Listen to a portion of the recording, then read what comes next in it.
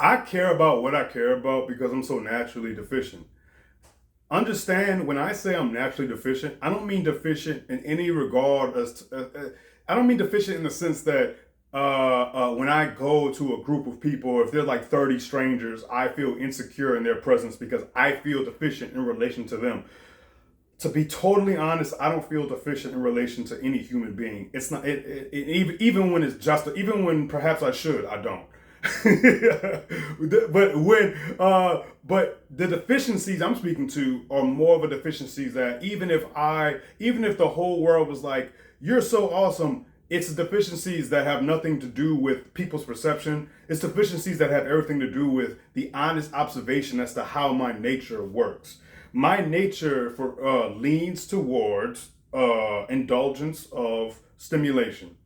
And as a result of that, I have to engage in tons of healthy habits, or else I fall prey to a momentum of stimulation seeking, where f everybody, f the world. Let me just indulge in the high. I'm a high seeker, and when I look back at my past and look at my behavior, it's always been the case. Like, it's so funny. I can look at every chapter of my life and see how I was seeking some version of a high in every single chapter. And it wasn't always significant negative consequences per se, but there always were negative consequences as a result of that.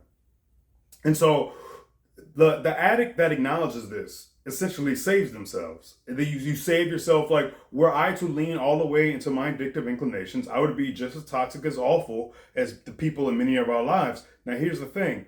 That's why I relate so much. I don't relate to a normal person. I relate to people that are dysfunctional.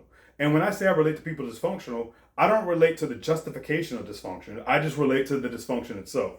When I see someone discombobulated due to their addiction, due to them needing to indulge or some kind of form of a high, despite the negative consequences, that's what I relate to the most. That's the person that I feel the most kinship. I feel the most kinship towards people that are highly, highly, highly dysfunctional.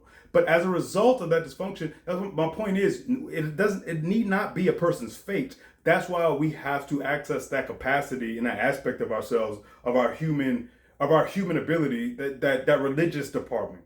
That's why I'm a fan of accessing the religious department inside of the human condition, because I do believe that it doesn't matter what a soul actually is, like whether you believe it's something that like flies away after you die or it's a concept. There is something that's effectively a soul within us. Whether it's the amalgamation of everything going right as the result of a variety of practices, whether it's X, Y, and Z, A, B, C. I do think there is something to the notion of a soul, that sort of core, a sort of feeling of a core, a feeling of something that's at a higher dimension than your basic humanity. And again, you need not go any further. I don't then make a leap and say, therefore, an afterlife exists, therefore, an afterlife doesn't exist. All I'm saying, it has nothing to do with that. It has something to do with something deep inside. Just like the same way people believe that, well, I disagree with this, that love, people put all their chips into the love basket. I think people should put all the chips into the soul basket. And then if you put all your chips into the soul basket, you'll have the kind of love you're looking for. Because when you just focus on love and only love, you tend to only think with your heart and only your heart. But I think that I'm about to say something crude. Sorry. Just like I believe a lot of men have, like, we essentially have three brains: our brain, our stomach, and our dick. I think that we have more hearts or more minds than we realize. We have our soul, we have our heart, and we have our mind. And when the soul, the heart, the mind align, then I think that you are on time. And anyway, I digress with that. But so the development and the nourishing of our soul is something that I think, has become relegated to the legacy of religion, which in so many regards for so many people is dead. But it's not about what I want to stress when I consider religion and how helpful it is. Religiosity, or the practice of exercising the religious muscles. I'm not talking about doctrine. I'm not talking about. I'm not. Church is beautiful for the communal nature of it, but it doesn't necessarily mean it has to be church in any conventional sense. Exercising those spiritual muscles in regards to loving your neighbor as yourself, and to thinking less superficially, and to considering people in a more emphasizing the internal and completely underemphasizing and relegating the superficial to more of an indifference with the interest, with a conscious interest. I think that is the exercising of a spiritual practice, because all in all, it's. I remember there was this game for the Super Nintendo years ago that I played called Earthbound when I was a little kid, and there was this ninja character where there's some awesome storylines. There was an event that the character had to go through where we were prompted to say, should I remove your eyes? And I remember as a child, I was like, no, don't remove my eyes. And I couldn't progress on the storyline. But then it said, yes, to remove my eyes. Okay, I will remove your ears. I will remove your arms. I'll remove this. And so now what are you left with? That kind of thing. And honestly, that's really what it's about. It's about trying to see less with your eyes, and trying to just hear less in a superficial way, just the words somebody is saying, but more so listen to the tone. And sometimes not so much even listening to the tone, but listening to the word, listening to everything, seeing everything. When I say don't see with the eyes, I'm not saying obviously recognize people's appearances, recognize the things. There's evidence, and you can play detective work just being completely shallow and superficial. You could be highly successful just being superficial as hell and basing your decisions off of that. But I'm talking about if you want to develop and stoke the flames of the soul, there has to be more of a consideration to the overall humanity of each and every individual that you encounter and that you interact with. But again, how can you understand somebody if you don't understand yourself? Like truly, how can you understand somebody else if you don't understand yourself? And that is a journey, that is a fight. And we are so sidetracked and brainwashed by just all of the nonsense and just needless, and it's just the trivial information that comes across our face. And then many of us are cowards because what we're really doing is we need to assimilate. Mother effers are happy with the illusion of a sense of connection as a result of everybody kind of like saying, oh, look at this show and all that. Man, forget all that. Forget all that. We're all going to die someday. Life is tragic. Life is very unpredictable, and it's very unfair.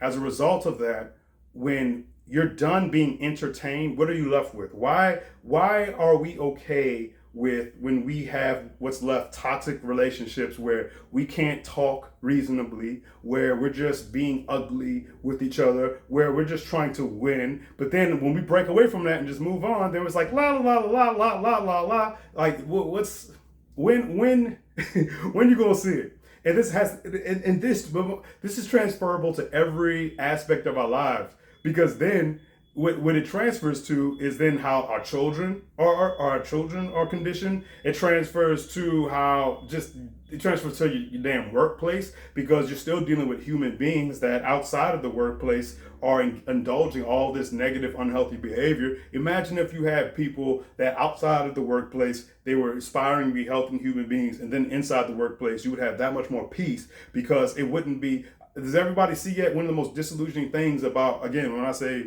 about becoming an adult, and I'm talking about like when you first are hitting the scene with the work world and all that, you see that, oh wow, adults are just complete fucking idiots. Like, even, it doesn't matter how old you are, 50, 60, 70, you realize that people bring too much of their humanity in the worst kind of way to the workplace. Like, it's just like, what the hell? I thought everybody was supposed to be professional, but people still smuggle in their toxic nonsense, right? And so, and everybody's familiar with this, everybody's aware of this. But my point is, do we want a better world or not? I guess what I'm saying, I don't know how can a person complain about anything? Like, you can complain about like just like acute, obvious, right in your face injustice, like injustice that's just so glaring and that just makes you feel righteous, and that's it. But then when that's all said and done and we move on, we don't care about all the other injustices that aren't so sensational. You know what I'm saying? Like the more boring kind of injustices, which is us treating each other in such unfair, unreasonable, unhealthy ways.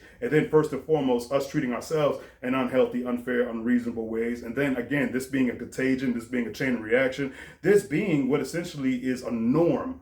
It is a norm for many people. I digress. But look, we got to do better. Dog is stretching. All love, all the above. Peace.